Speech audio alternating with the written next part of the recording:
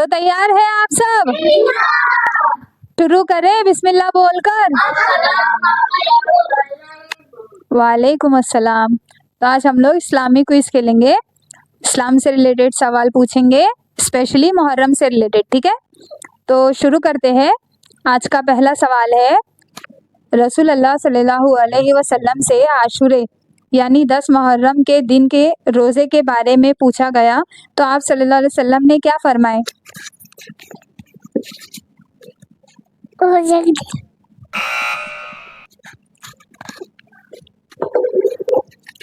گزرے ہوئے سال کے گناہوں کے کفارے کے دن۔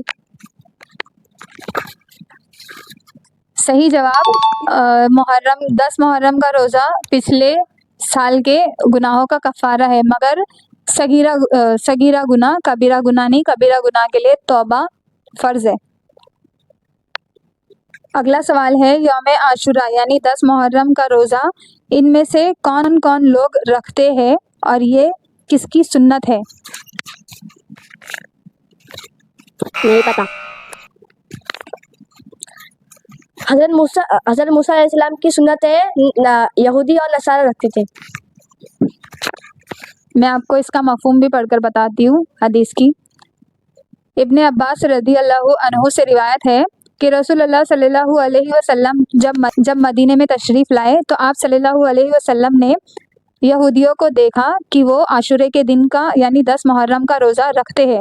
آپ صلی اللہ علیہ وسلم نے ان سے اس کا سبب پوچھا تو انہوں نے کہا کہ یہ ایک اچھا دن ہے، اس دن اللہ سبحانہ نے بنی اسرائیل کو ان کے دشمن فرعون سے نجات دلوائی تھی، اس لیے موسیٰ علیہ السلام نے اس دن کا روزہ رکھا تھا۔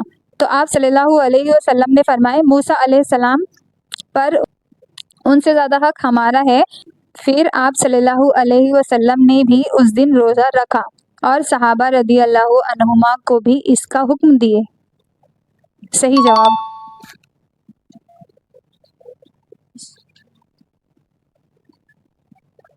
میں اس کے آگے کی بھی حدیث جو کنیکٹڈ ہے وہ پڑھ کر بتاتی ہوں۔ عبداللہ بنت عباس رضی اللہ عنہ سے روایت ہے کہ جب روزہ رکھا رسول اللہ صلی اللہ علیہ وسلم نے عاشورے کے دن 10 محرم کا اور حکم دیے، آرڈر کیے اس روزے کا، اور لوگوں نے عرض کی یا رسول اللہ صلی اللہ علیہ وسلم، یہ دن تو ایسا ہے کہ اس کی تعظیم کرتے ہیں یہود اور نصارہ۔ تو آپ صلی اللہ علیہ وسلم نے فرمائے کہ جب اگلا سال آئے گا تو انشاءاللہ ہم 9 محرم کا روزہ رکھیں گے۔ آخر اگلا سال نہ آنے پایا کہ آپ صلی اللہ علیہ وسلم دنیا سے وفات پا گئے، اس لیے ہم مسلمان 9 محرم اور 10 محرم دونوں کا روزہ رکھتے ہیں، ٹھیک ہے؟ تو یہ ہمیں فرق کرواتا ہے یہودیوں سے، اس لیے ہم ایک روزہ ایکسٹرا رکھتے ہیں، صرف 10 محرم نہیں، ہم 9 محرم بھی روزہ رکھتے ہیں، ٹھیک ہے؟ اور اگر جو 9 نہیں رکھ سکے کسی وجہ سے تو وہ 10واں اور 11واں روزہ رکھ لیں تاکہ ہم یہودیوں سے الگ ہو سکے، ہے نا؟ ٹھیک ہے، تو اگلا سوال ہے، ذو النورین کون سے صحابی کا لقب ہے؟ حضرت عثمان ابن عفان رضی اللہ تعالیٰ عنہ۔ صحیح جواب۔ اور انہیں یہ لقب کیوں ملا؟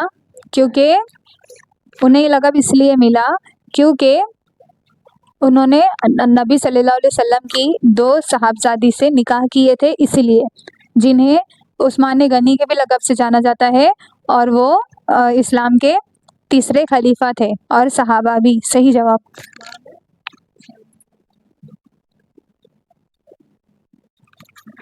اگلا سوال ہے، شہیدوں کا سردار کنہیں کہا گیا ہے؟ نہیں پتا۔ نہیں پتا۔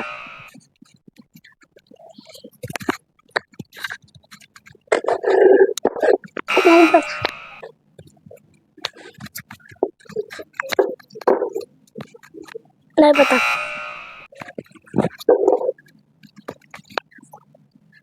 حمزہ ابن عبد المطلب۔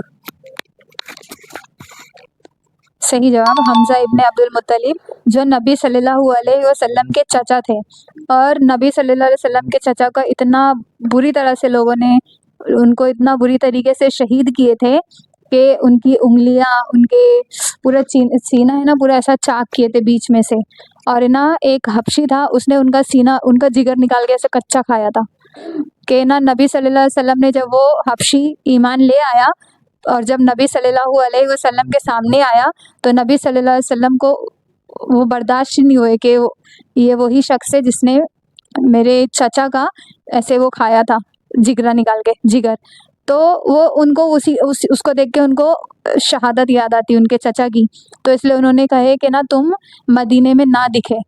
تو وہ جب نبی صلی اللہ علیہ وسلم اس دنیا سے رخصت ہوئے اس کے باوجود جب علی رضی اللہ تعالیٰ عنہ نے انہیں بلائے کہ آپ ابھی مدینے آ جائے، ان سے کچھ کام لینے تھے شاید علی رضی اللہ تعالیٰ عنہ نے یا پھر عمر رضی اللہ تعالیٰ عنہ نے شاید سے انہیں بلائے اپنی خلافت کے دوران، تو انہوں نے وہ حبشی نے منع کر دیے، انہوں نے کہے کہ نا جب نبی صلی اللہ علیہ وسلم نے مجھے منع کر دیے کسی کام سے، مطلب نبی صلی اللہ علیہ وسلم اگر آپ کو کچھ دے تو آپ وہ لے لے، یہ حدیث بھی ہے، اور اگر کسی چیز سے روک دے تو رک جائے، تو نبی صلی اللہ علیہ وسلم نے انہیں منع کیے تھے مدینہ آنے سے، تو انہوں نے پھر ان کے نہیں رہتے ہوئے بھی منع کر دیا کہ نہیں نبی صلی اللہ علیہ وسلم نے مجھے منع کیے تھے تو میں ابھی بھی نہیں آؤں گا، تو وہ کبھی مدینہ نہیں آئے دوبارہ۔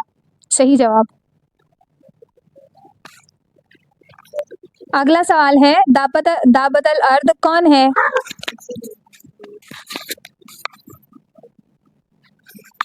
دعوت الارض وہ جانور ہے جو قیامت سے پہلے آئے گا، جیسے قیامت دجال کے بعد پھر قیامت دجال کے بعد یاجوج ماجوج کے بعد آئے گا، وہ سارے جانور کا مکسر ہوگا۔ اور دابت الارض یعنی زمین کا جانور، وہ ایسی مخلوق ہے جس کا ذکر قرآن شریف میں قیامت کی نشانیوں میں سے ایک کے طور پر کیا گیا ہے، اسے زمین سے ابھرنے کے طور پر بیان کیا گیا ہے، اور یہ مومنوں اور غیر مومنوں دونوں کو نشان زد کرے گا۔ قرآن کا حوالہ مطلب قرآن شریف میں کہاں دابت الارض کا ذکر ہے تو وہ ہے سورہ النمل میں آیت نمبر 82۔ تو یہ ایسا جانور ہے جو الٹے ہاتھ میں سلیمان علیہ السلام کی انگوٹھی ہوں گی اور سیدھے ہاتھ میں موسیٰ علیہ السلام کا عصا ہوگا۔ عصا کی مدد سے موسیٰ علیہ السلام کے عصا کی مدد سے وہ مومن کو نشان لگائے گا ان کے چہرے پہ کہ یہ مومن ہے، اور سلیمان علیہ السلام کی انگوٹھی سے وہ غیر مومن پر نشان لگائے گا کہ یہ کافر ہے، اور سب اس سے اس طرح ڈر کے بھاگیں گے کہ وہ کہیں یہ پتہ نہ ہو جائے کہ وہ غیر مومن ہے یا وہ غیر مسلمان ہے، وہ اس لیے اس سے ڈر کر بھاگیں گے، پر کوئی اس سے بچ نہیں سکے گا۔ صحیح جواب۔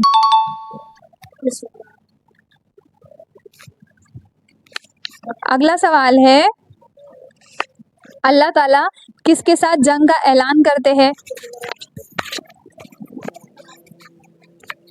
اللہ تعالیٰ کے ولی کے ساتھ جس کی دشمنی ہو اس کے ساتھ اللہ تعالیٰ جنگ کا اعلان کرتے ہیں۔ دشمنی ہو نہیں، میں ٹھیک سے بتاتی ہوں۔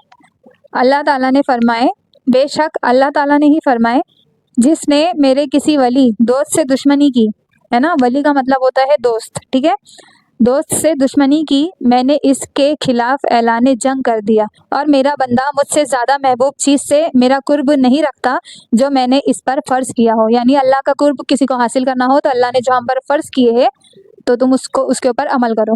صحیح جواب۔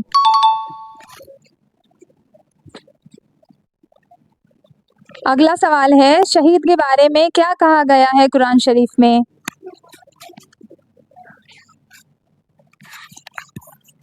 نہیں پتا۔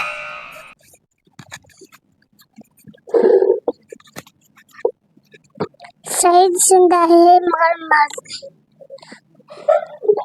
مردہ نہیں۔ شہید کو مردہ یا مرا ہوا نہ کہو، وہ زندہ ہے جس نے اللہ کی راہ میں اپنی جان دی۔ صحیح جواب۔ اگلا سوال ہے جو ہمارے ویورز کے لیے ہے، تو آپ لہٰذا دھیان دیں اور زیادہ سے زیادہ ہو سکے تو پارٹیسپیٹ کریں۔ سوال ہے فرشتے اس شہر کا نام بتائے جہاں امام حسین رضی اللہ عنہما کو شہید کیا گیا۔ تو آپ ہمیں اپنا جواب کامنٹس کے ذریعے بتا سکتے ہیں۔